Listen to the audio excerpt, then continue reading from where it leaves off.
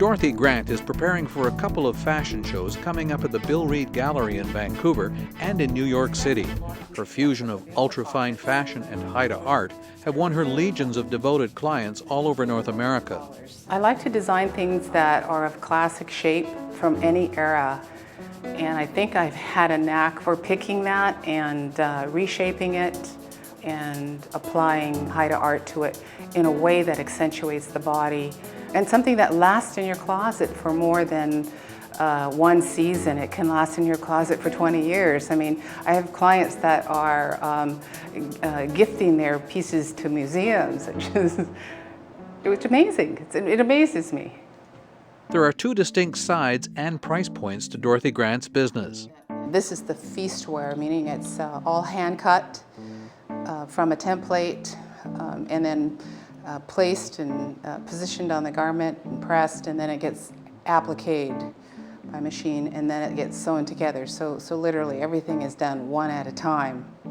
Every garment is done from start to finish. It's not put through a assembly line type of thing where she only does sleeves. She does the cutting sometimes, but the garment from start to finish.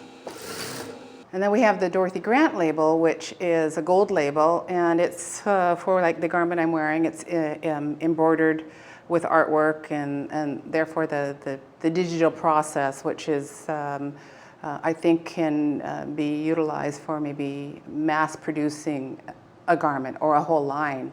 We also do the silk screen items, which is also the Dorothy Grant, and then we're creating a new label called DYG Sport.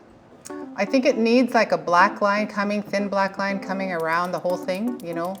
She is an artist, but first a businesswoman, constantly refining, like using technology to streamline the design process. What's really exciting for me is that I'm designing with a graphics designer by iChat. So we can communicate, and you know, he works for me off-site, but I can call him up on iChat and we'll actually work together. And it's actually more efficient than when somebody's actually here. Her lines now include men's tuxedos, suits, and jackets, as well as leather goods, t-shirts, and scarves. The market changes, what people wear changes, and so you can't just keep making the same things over and over again. Even though they keep selling, you still have to progress with the market and make things even at a price point that people can afford. Whatever the price point, the focus is always on quality. The buttonholes, you don't see them when they're buttoned, but they're a hand-bound buttonhole.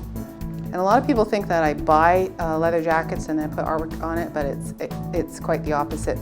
We actually make it from start to finish. I'd like to think of it as it's had a certain destiny, and I'm fostering it along. I've been given this opportunity and skill and talent to be the driver.